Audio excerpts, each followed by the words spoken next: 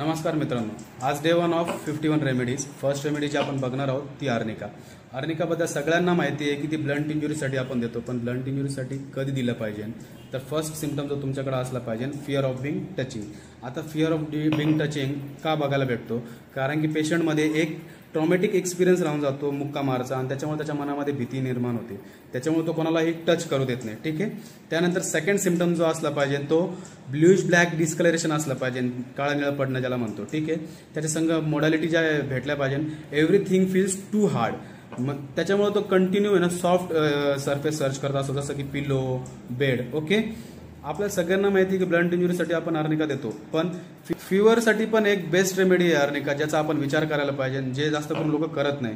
तर आपल्याला काय सिम्पटम असलं पाहिजे? First symptom continuous fever with foul smell and still says nothing happen. Okay.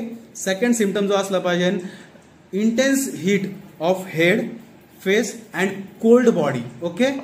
त्यानंतरून जेव्हा फिवरमध्ये पेशंटला आपण प्रश्न विचारतो तेव्हा पेशंट जागा होतो, उत्तर देतो आणि परत झोपी जातो.